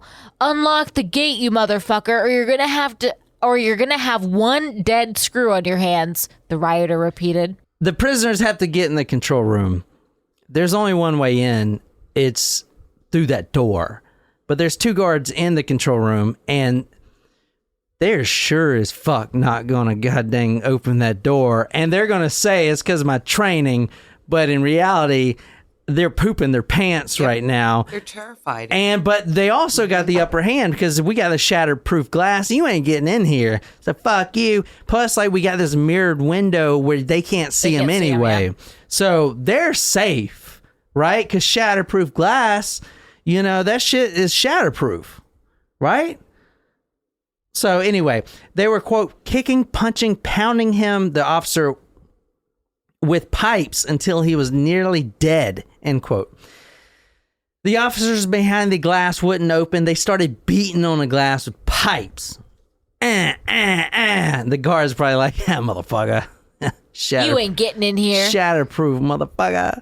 Pipes, boom, boom. One of them takes a mop bucket, tosses the mop bucket, it bounces back. Nothing's working in him. Nothing. One of them grabs, one of the bigger Aryan Brotherhood men, grab a fire extinguisher. Let's try this. One of those big fire extinguishers. He does this whole little, you know, softball kind of throw where he's like wounding up. Boom! Throws it right on that window. Cracks. The entire window shatters. Not shatters all the way open. Completely spiderweb cracks. I have a photo of it I'm going to show you. Completely spiderweb cracks. The 2 guards inside, they open that door and they fucking get the fuck out. Yeah, they're like, Run. oh, They fuck. fucking run. They leave the keys behind. And it only takes a few more hits to get in that control room. Shatter, and in the book it says something like shatterproof my fucking dick. Yeah. You need to get your fucking money back. Yeah. That is false. All right, this is the point here. They want to. They have the opportunity to leave, but instead they're sitting there. We're the execution squad. Our main priority now is to take these keys and go to Cellblock 4. Cellblock 4. We're not going to run. Even though the National Guard is not here yet, we can still make it out. There ain't nobody out here yet. They ain't even got here. The police ain't got here yet. We can still make it out. Nah, let's just fucking go to Cellblock 4. Cellblock 4 is known as the snitch unit. Oh. What do you say about snitches? Snitches. Well, in this case, snitches get ditches. They forego escaping to freedom because the snitch unit, it's called protection. The people in the snitch unit, the 33 dead inmates, or whatever, have told or testified or said something falsely to put someone in this prison. Wait, falsely or maybe not falsely? Well, according to the inmate, it may be false. I don't know. I didn't go into the semantics, but they snitched. They said something, and you don't fucking snitch. Everyone's watched everyone's watched movies. They know you don't fucking snitch on anybody. You just don't fucking do it, man. You don't fucking do it. You don't snitch. You don't fucking snitch. They did. So they're in Cellblock 4, which is protection. That's all it is. It's for snitches. It's for snitches. That was what a snitch is. So their whole mission is to go down there and fuck these people up, and that's exactly what they fucking did. But they're gonna run into a few problems. But I will say they did get all of them. I know that's not a good thing to say, but wow, they did get them all at the end. It's and then almost they were like happy. it's They were like, easier- "All right, you guys can come in. We're good here." So the execution squad, which is about 12 people. So they had the keys to the block, the whole cell block. So they just walked down there. The execution squad, boom, 12 people. They walked down there. I don't care what everyone else is doing. Let them do their thing. Fuck it. Where the story's focused on the execution squad. They try to unlock the individual cell bars, but there's been since they've been trying to change over to the electronic system, there's a problem with the keys. They have the keys to the individual cells, but none of them will open because they're in the process of changing all the electronic things. None of them would open. Okay, so the guys are fine, right? They just gotta last in their cell. You can't break down the bars. How are they going to break down the bars? They can't, right? They're fine. None of the snitches die. Right. But so they're down there trying to. All right, so let's say you are in your private cell. You have the bars, and you snitched, and you're labeled a snitch, and someone's coming to kill you. An execution squad's coming to kill you. Mm-hmm. So they are just nonchalantly trying to open your fucking cell, and it ain't working. And you're scared shitless, but you're thanking Jesus Christ in heaven that it ain't working and they can't get in. Right. But they ain't going to stop. They're going to figure out how to get in. And these bars are pretty big. Yeah. Pretty thick. Now, as I said earlier, and this is pretty ingenious, they were doing some renovations. And since, it's New Mexico, and from what I can see, they don't really think anything through. At least from this episode. Amen. The day worker crew there, the construction crew that was doing all the work, they just left their blowtorches fucking everywhere. Oh my god. Mm-hmm. Fuck. Oh shit, look at this. We got all these fucking blowtorches. Well, the keys don't fucking work. Oh my god. So Everyone want some marshmallows? the keys aren't working. Let's see if these blowtorches work. This is going on. Not only is this going on, by this point, the fucking cops and the National Guard are seeing through the fucking windows, and they're seeing these. And they're seeing the blowtorches. You're like, God Damn it. Is that flames? Who left the construction crew kid out there? There is probably a lot of questions. You know, they're like, there was actually a. damn it. Now that you brought that up, there was a fucking 200-page report. I refuse to read because I ain't reading the 200-page report. Just on this, on the number of fuck ups that the occurred. fucking like the Senate, the Washington made New Mexico, fucking go through. It was a whole fucking thing. Yeah. It's like you're gonna fix this right now. Bad. It's like you're gonna fix this right now, and like Dee said earlier, it changed a lot with prison systems. I don't think they fucking do dormitories anymore. I may be wrong, but holy fuck, This one changed thing a after lot of another. things. This was a very big educational yeah. issue for all prison systems in the States. I feel like prisons is not where you want to be loosey goosey with some shit. Like let's err on the side of fucking caution in a prison. I'm gonna be honest, man. After this story, I ain't never going to fucking prison. At least in New Mexico. Before That's it the was okay. You need to make sure you cover your tracks, people. God damn. You know what I'm saying? Fucking lumen, all that shit gets you. You need to do your shit in a different location. Fuck.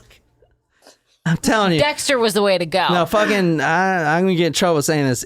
Israel Keys was the way to go. That was fucked up. He was very genius He in what made he some did. mistakes in the end. Absolutely, but he was very genius in how he was very methodical in how to do it. Yeah, he was evil though. Very evil and yet methodical. Well, he was just a serial killer. His job. Just a Well, serial. Oh my God. And really, where is that written down? What you need to be as a serial killer? What are Good those question. A lot of those motherfuckers probably listen to this podcast. A lot of these people probably killers listen to this shit. Now, can you imagine sitting there and one of the inmates, the last one to die, waited 3 hours. They took their time. You'll see his prison gate. It ain't just one or two bars. It is nicely cut. In a nice straight. He's done this before. They made an entryway door where they don't even have to trip over the bar. Oh my God. I mean, it is so nicely Professional. cut. So Convenient. this guy, and they were doing this on purpose. The snitch, whoever snitched on one of the guys in the execution squad, Right. they wanted him to spend 3 or 4 hours knowing that he's about to get it. And we got plenty of gas in this fucking blowtorch. We ain't going to use all of it on this fucking bar, right? So that's what the snitches were thinking about because that's what they were living through. We're watching with binoculars and just watching the activities because they're just raising Cain inside. And we watched the guy being held up by two individuals. And he was standing basically looking like he was looking out the window, but he's not looking out. And they had a torch, and they just started cutting on his face with a torch. And they started working on his eyeballs with a torch. And all of a sudden his head exploded. Well, I guess the gas is building up with the heat of the acetylene. And I looked over at Buddy and I said, did you see that? And he says, yeah. And I couldn't believe I just watched somebody die. There's not a damn thing we could do about it. This is one of those nice holes. They didn't have to burn it all the way like this. They could easily burn one of the two bars off. But put yourself in the snitch's mind, right? He is curled up at the back. He knows he's about to die. And they could easily just kill him, shank him, or whatever the fuck. They don't want to do that. They want to slowly burn it. And look how clean those cuts are. Yeah. They're taking their time for a fucking reason. They ain't got shit to do, man. They ain't got shit to do. This is their fucking prison. They got all the food they want. All the food's in the fucking canteen. They got all the drugs they want until it dries up. Well, they ain't got nowhere else to go. What the fuck? They're going to take their time. Life is good. No problem. And they during fucking, this time. they took their time, man. They took their time. Look, you can tell. Yep. This isn't, they could have easily fit in there without burning all them bars down. But they made it nice because they wanted this guy to fucking feel it. They wanted him to torture himself. These guys were probably I mean, one guy I know was going into shock, like legit. I mean, because the fear. You have this execution squad that is focusing on you. We're gonna get you, motherfucker. You just wait. Oh, we're doing it slow. I mean, you're about to die, but it's like, hurry up, kill me. What the fuck? Right. They're going into shock, like, don't die yet, motherfucker. You know? we have time for you. Yeah, and it's not they like literally were like that. We have time to fuck you up. Oh, we got all the time we want. As long as the drugs are still good and the food's still here, and and it's not like they're like, you're dead. Yeah, you're dead. No, you're about to see how it's gonna be about how they kill them. Sydney's got it. She's awesome, isn't she? She is. They are really going to take their time with those snitches. Archie Martinez was one of the first snitches. Quote, they handcuffed his arms and legs, spread eagle to the bars that lined the wall of the guard station in front of the cell block. For they were going to make this a public execution and begin their rite of torture. His screams could be heard not only on the north side, but also far into the main corridor that ran through the penitentiary. They can actually hear the screams from outside, as you'll hear. The National Guard, can you imagine? They actually brought a medic team in, which is kind of interesting. The National Guard, I say, do you think a bunch of soldiers with guns? Yes, but it was mainly medics, the medic squad. Yeah. And they were helping a lot of the inmates, which is kind of cool, and some of them were just inhaled so much fucking smoke, they were pretty much dead anyway. Right. A lot of them had to get airlifted, honestly. Anyway, they beat him unconscious with pipes. And then they got this Epsom salt. I believe that's what it's called, Epsom salt or smelling salt. They got that, would beat him unconscious, wake his ass up, beat him unconscious, wake his ass up. And they kept on doing this. And then they got more creative, if you want to read this. Taking a straight razor, they slit the skin over both eyelids and gouged out his eyeballs so they hung down on his cheeks. Oh, no. The eyeballs fell to the floor, and one of the squad picked them up. "Hey, Arch, I got your eyeballs to remember you by," he taunted, running the bottle of salt under his victim's nose. So the guy, he's still alive. As he came to... No. Oh, God. As his eyeballs fell out. Oh, God. He can't see shit. The guy, the execution squad guy, is like holding him back at him. "I got your eyeballs, Archie." The snitch. "Wake up, here's some salt." So he wakes up. He's got 2 holes in his head where his eyes used to be. He's like, I can't see shit. What's going on? It reminds me of Shrek when he has the martini, the olive eye bars. Yeah. These guys are fucking sadistic, bro. This is a brutal. Yeah, brutal. Brutal. As he came to, he pleaded with them to kill him and let him die, but they laughed. You fucking kidding me, bro? You put me in here. "No, Arch, we got more in store for you." They brought the razor down on his penis and sliced it off. Oh, no. Okay, I'm not sure which one of these guys. You can't even really tell these guys apart, but this is one of the... Oh. This is how... This is if you're a snitch, Jen. You don't fucking snitch. Stitches get stitches. You need to tattoo this on yourself so you remember not to snitch. His face is completely battered, dude. Yeah. I mean, holy shit. Sydney's like, yeah, more of that. All right, another one. We're getting through these snitches right now. His face looks like they made clown makeup on him. Another snitch. So this was right down the line. They're all kind of lined up. Cell block to cell block. We might as well just go down the line. Like a firing squad. Go down the line here. And they're glad they found those blowtorches. Go down the line. They got one of them, hung him up from the railing, and, well, you can read what happened. Now they turned the... What's that? Acetylene? Acetylene torch. Just say torch. Now they turned the acetylene torch on him, slowly burning each parts of his body, first his chest, then his stomach, his face, hands, legs, and what was left of his genitals. Ooh. This guy was burned so bad he was completely unrecognizable. Wow. They actually never identified him. It was like when you burn, a bacon too bad. It's just like you can't even eat it. It's just so. It's just black. Right. You can't even identify that. Mm-mm. A lot of the prisoners were actually killed. They would take. You saw the mattresses out in the hall. They would take these mattresses, and they would throw them instead of burning through the bars. They would throw the mattress inside his own cell, and he would be cremated alive in his own cell. So if you want to read this. Some were killed the easy way, cremated to death by gasoline or paint thinner thrown into their cells along with a lit match or the flames of the torch. Others paid the hard way. One man was held down convulsing as his executioners hammered a metal rod through his head.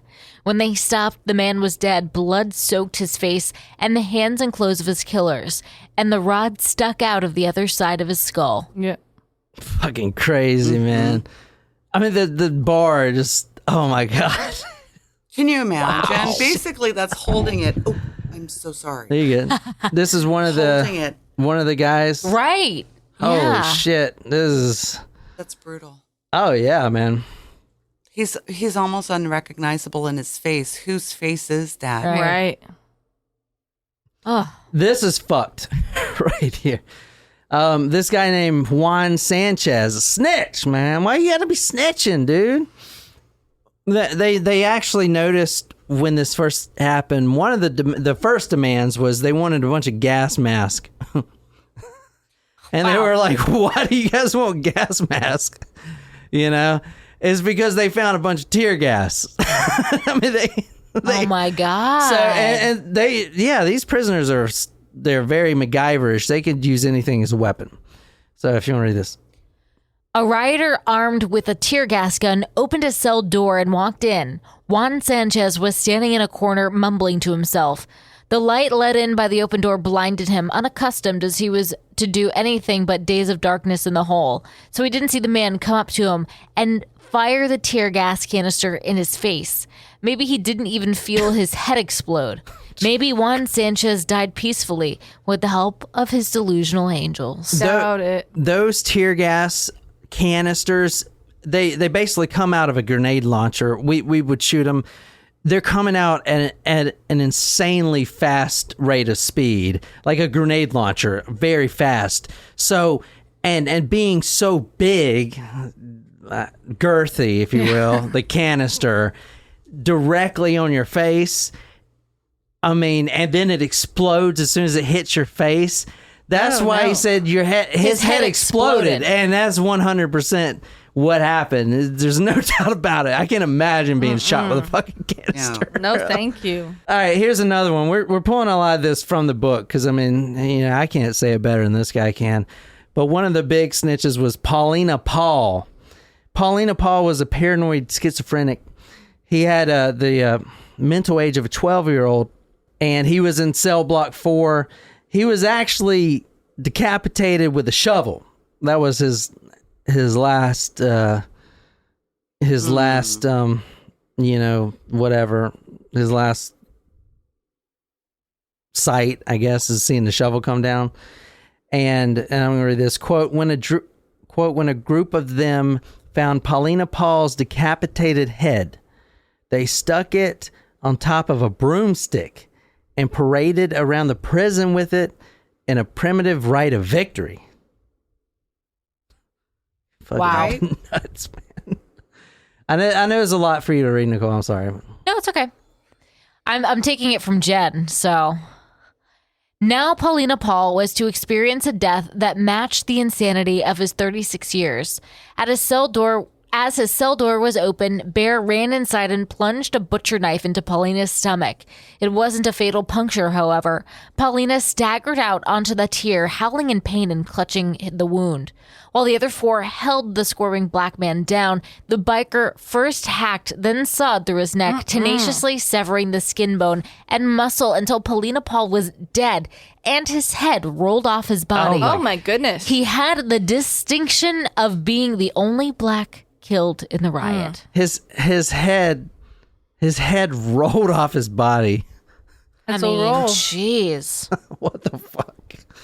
That reminds me of I've been reading that Headless Horseman. It kind of reminds me of that. Legend of Sleepy Hollow? Yeah. Ichabod. But yeah. Fucking crazy, man. Crazy shit. What do you think, D? You need to move away from goddamn New Mexico, bro. I think I'm coming very close to South Carolina with the family. Right? I'm a little bit safer here. Well, Well, I mean, at least you're not going to get your fucking eyeballs torched in. Not yet. Not yet. What the fuck? It also tells you how tough New Mexicans are to come through this and Yeah. see You're fucking we still have depraved as pride. shit. We have pride. Right in here's where we spent our last day before we were released inside of Cellblock 6 in here.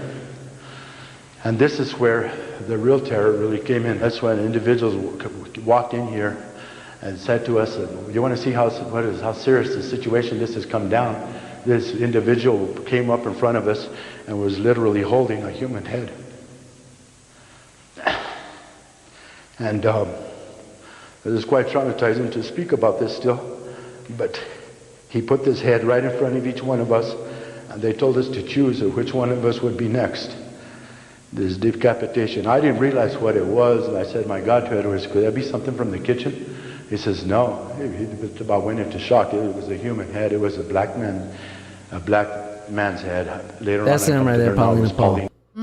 A young kid. Young. yeah, he looks like a child. They were bringing the head around. Which one's going to be next? Jen, please. Get her next. Please. Not me. Jen and Nicole. Ladies first, come on, fuck. And hopefully the National Guard will break in and save me, motherfucker. So is that prison no longer is that building empty or Yes. demolished at this point? It is no longer being used. That's correct. It's being Don't used blame for, them after that. being but, used for fucking ghost tours, probably. yeah.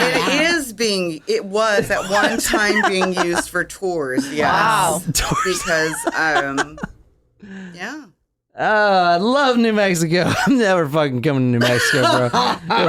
Me neither. Fucking- Motherfuckers out there, you can't trust them, huh? Dude, like I don't think we've done many New Mexico stories, but both of these we are have. fucked, yo. Like what the fuck? It's like doing Japanese stories. They're all just like, what the fuck? Except this Yeah. is happening in our country. It's like what in our country. Like in Japan, it's like, why do you have to taste the meat? Why do you have Yeah. to put that flesh in your mouth? You don't Right. have to. Like what the fuck? And these, literally, can you imagine somebody holding somebody's head in front of you and Yeah. saying, are you next? Right? Look at this guy. Oi. Oh my god, this guy is fucked. Oh my God, that's awful. Look at this guy, Oh, Sydney. man. That's awful. Christ. That's really sad. Jesus, he's a snitch. Oh, I know. I but mean, I know, but god Yeah. damn, man. Fuck, god damn. I ain't snitching on anybody, man. Fuck that. I mean, look at that guy, dude.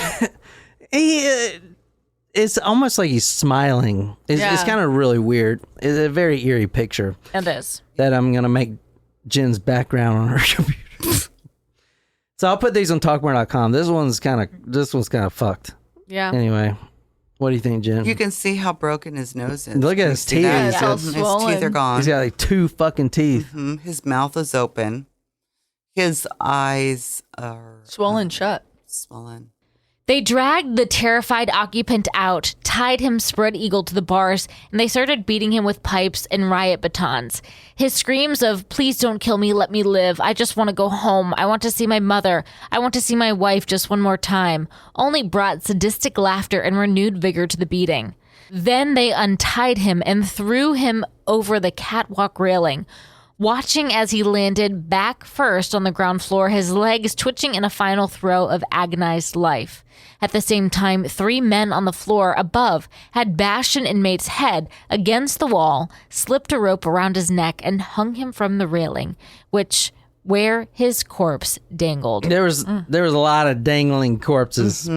Here's a we're almost done. Sydney says, "Don't snitch." Fuck yeah, Sydney. You know what? If we're in prison, Sydney, we'd have each other's back. Right. Yeah, we'd have each other. And but also more importantly, Sydney says, just be good. Right. Just be good. Yeah. It'll suck, but you that's- make your bed. That's not the lesson that I got from Sydney. Be good, y'all. That's not the Be lesson. good. Me and Sydney, we got it. We're going to go to Cellblock 4 because Jen and Nicole's down there been snitching on us. That's why we're in prison to begin with.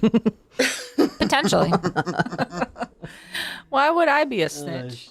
Look at this guy. God damn, look at that blood. He's unrecognizable. Oh, no. That's an unrecognizable face, and even his hands are unrecognizable. I looking know. hands. I know.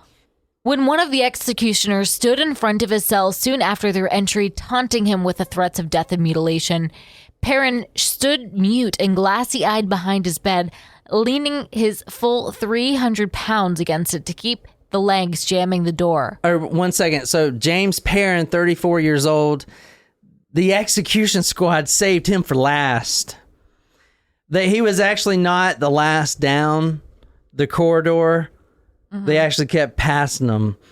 And he actually asked one of them, what are you going to do to me? Oh, Just you wait. you're last. That's Jesus. He was considered God. quote short eyes end quote, which means a baby raper. Oh. And he was Well, serving a life sentence for raping and murdering 2 little girls and their mother. Oh no. So he was not a snitch. Well, he gets what's coming to him. He's not though. a snitch, but Cell Block 4 is snitches and protection. So Right. Yeah. this guy obviously needs protection because everyone wants to fucking kill him. Yeah. But as short eyes, I don't really understand short eyes, but whatever, that's what they called him. They kept walking by his cell, and this is a big 300-pound dude. He's like, what are you going to do to me? What are you going to do? Because he could hear it. Like, dude, these are the cells next to him. Like, he could hear their heads getting exploded with the blowtorch and the fucking canister in the face. All this shit hunging him up, beating him, cutting his penises off and shit like that. And they're dragging this guard. They're still dragging the fucking guard with the baton out his butt. So this guy is leaning against the thing. Please, you just do it. Do whatever you're going to do. Oh, just hold on, man. Have patience.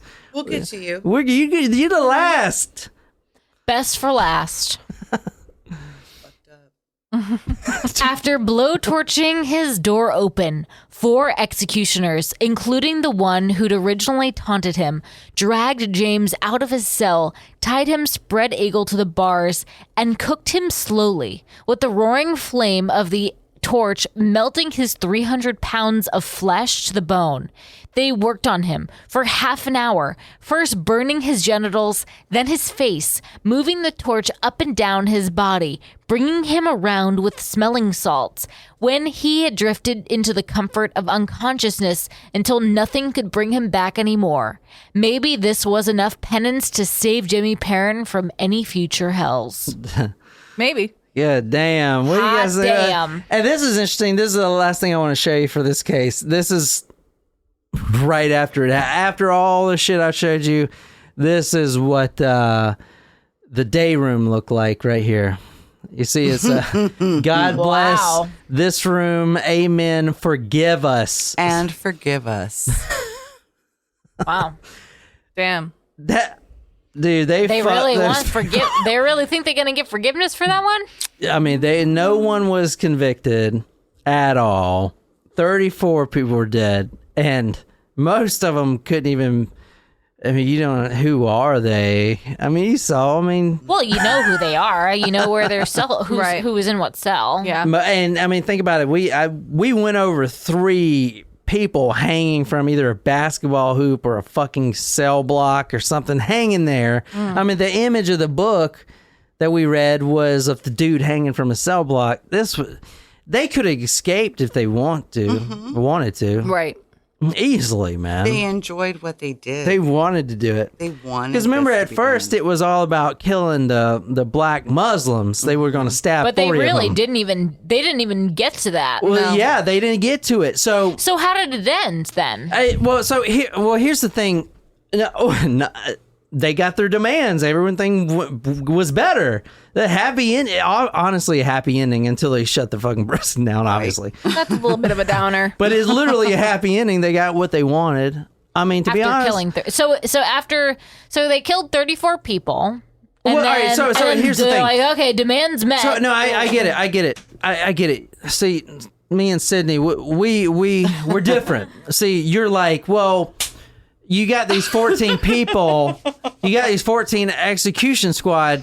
Okay, well, what did they get? Well, that means someone was, if they get in trouble, to snitch on them and say, oh, he's part of the execution squad. But we talked about what happens to snitches. Get stitches. So they probably did ask, okay, who hung up these bodies here, and who did this to this guy's penis and all this shit. How many people, after seeing all this, said, I'll volunteer to tell you who it is? Yeah. I didn't see it. I Yeah, don't fucking know I saw what nothing. happened. I don't know who it was. I was high on paint thinner. That's what I would have said. I was fucked up paint thinner. Throw me in the hole, whatever. Definitely don't want to say any names in that respect. Yeah. The warden got fired. Obviously, that was one of the unsurprisingly. demands. And I mean, to be honest, is a happy ending. The prison was better. Yeah, as Dee said earlier, there's changes all through the prison systems. No more overcrowding. Well, so now it's not overcrowding. It's just called early release, early parole. Right. That's what overcrowding is now. Yeah. We've talked a lot about that. Yes. In New Mexico, Early you parole. can literally rape a dead child's body Oh. and you're allowed to walk free. What? That needs to change. Yeah, man, we've covered stories where they're walking free. Remember Mostly one of the in first ones Canada. we've covered? Remember the Cook brothers? Oh, yeah. That dude's free. He killed like 30 fucking people. Ugh. Raped a 12-year-old. Remember, and took a cinder block and bashed her head in. Yes. He's fucking free right now.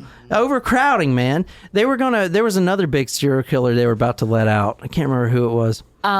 Green River Killer, I think. Yeah, was Green one. River Killer is going to let Oh, out. man, what? Really? Yeah, because of COVID. And that was their excuse. But honestly, it's just overcrowding and shit. And plus, he's been in there for fucking, what, ever? Do you think He's that been in there 40 some odd years. I know, now, but right? like, it's like, But well. still, he's a murderer. I know. Yeah, but like, do you think that these people are actually rehabbed? But they're no. real criminals in there. I Like, don't care. I don't care if they're rehabbed. Guys. Like, if you killed 30 people, just stay in fucking prison. Well, Nicole, that's what I agree with there you. are but- real prisoners in there that deserve to be in there, like the guys that deal pot and Oh dope my God. and drugs. Okay, Yeah. you sell a They're bag of so weed. harmful to Don't do drugs, society. okay?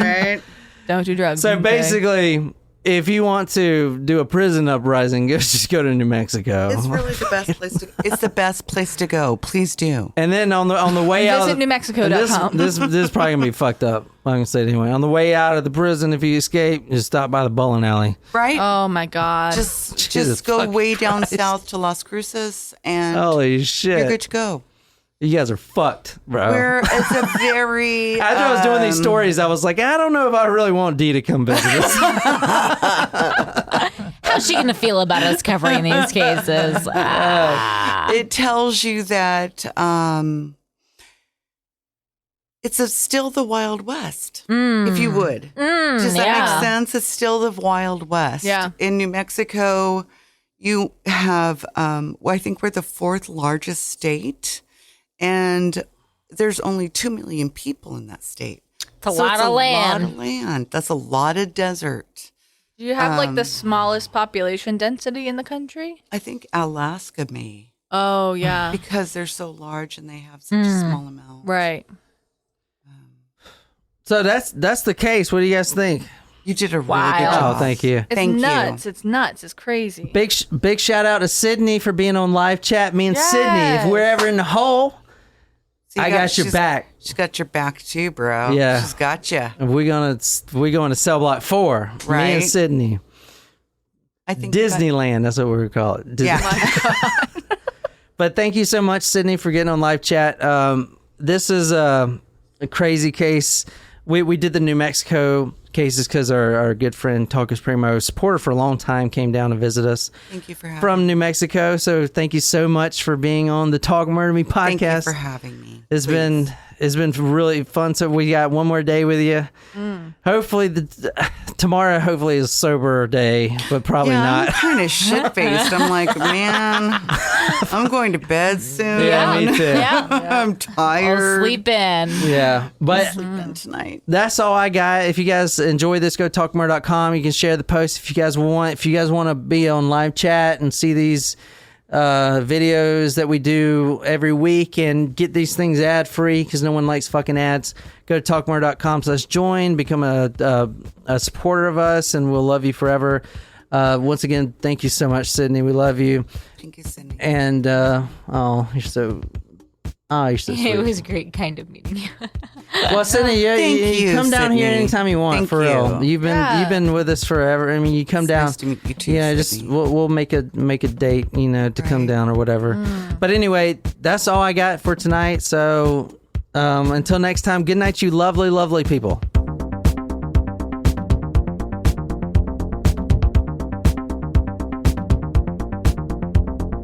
Fuck your butt.